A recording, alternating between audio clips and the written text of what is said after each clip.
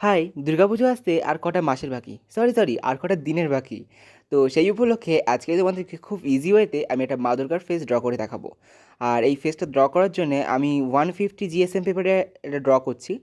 আর দেখো first time মাঝখান থেকে একটা লম্বা একটা লাইন টেনেছি। দেন আমি কিন্তু আড়ে দুটো লাইন টেনেছি। ওই আড়ে যে দুটো লাইন টেনেছি সেই আড়ে দুটো লাইনের মাঝখানে কিন্তু আমাদের মা দুর্গার যে চোখ হবে সেইটার জন্য কিন্তু আমি দুটো লাইন টেনেছি। দেন দেখো আমি কিন্তু ঠিক আমি যেমনভাবে এখানে প্রসেস বাই মানে স্টেপ বাই স্টেপ এখানে আমি মা দুর্গার আইব্রো চোখ যেমনভাবে ড্র করছি তোমরা কিন্তু সেমভাবে করো। তো দেখো আমি একা একা কিন্তু এখানে সমস্ত যে কোনো স্টেপে চোখ তারপরে চোখের মণি সেগুলো করে নিচ্ছি। আর করার এখানে দেখো আমি এখানটাতে মা দুর্গার চোখটা প্রায় কমপ্লিটের মুখে কমপ্লিট করার পরে আমি যে ত্রিনয়ন ছিল সেইটা করব।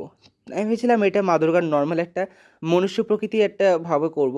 তারপরে ভাবলাম মনুষ্য প্রকৃতি করতে গেলে মা দুর্গার কোনো এতে মানে মা দুর্গার যে মা দুর্গা বলে মনেই হবে না। তো সেই কারণে আমি ত্রিনয়নটা করেই ফেললাম। দেন দেখো আমি এখানটাতে আমি মানে ঠোঁটটা করে নিয়েছি। আর তোমরা দেখতেই পাচ্ছ এখানে আগে থাকতে একটা স্টেপ মানে মোছা একটা ভাব আছে।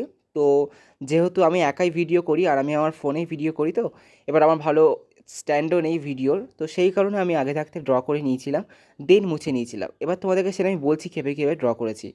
কারণ আমি যখন ভালো মানে ভিডিও মানে ভালো ক্যামেরা বা ভালো ফোন বা ভালো স্ট্যান্ড কিনবো তখন অবশ্যই হয়তো এরকম করে ভিডিও শ্যুট করব না। তো যাই হোক, দেখো প্রায় কিন্তু বলতে মুখটা প্রায় কমপ্লিট। আর মায়ের নাকের নথটা কেমন লাগছে কিন্তু কমেন্ট করে জানিও। আর এদিকে দেখো গলায় করেছি, আর ভেবেছিলাম গলায় আমি ফাঁকাই রাখবো, তারপরে দেখি একদম বড্ড ফাঁকা লাগছে। তো তার জন্য এখানে আমি একদম একটা পদ্ম ফুল করে দিয়েছি, পদ্ম ফুলের মালা করেছি।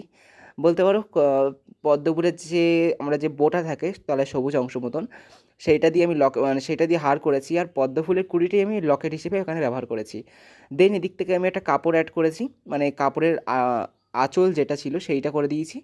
তো এদিকে দেখো আমি কিন্তু কানেরটাও কিন্তু সেমভাবে করেছি, মানে পদ্ম ফুলের কুড়ি হিসেবেই কিন্তু কানেরটা করেছি। আর এখানে দেখো মায়ের যে আঁচলটা ছিল মানে গলার এক সাইড দিয়ে মানে করে দিয়েছি এটা।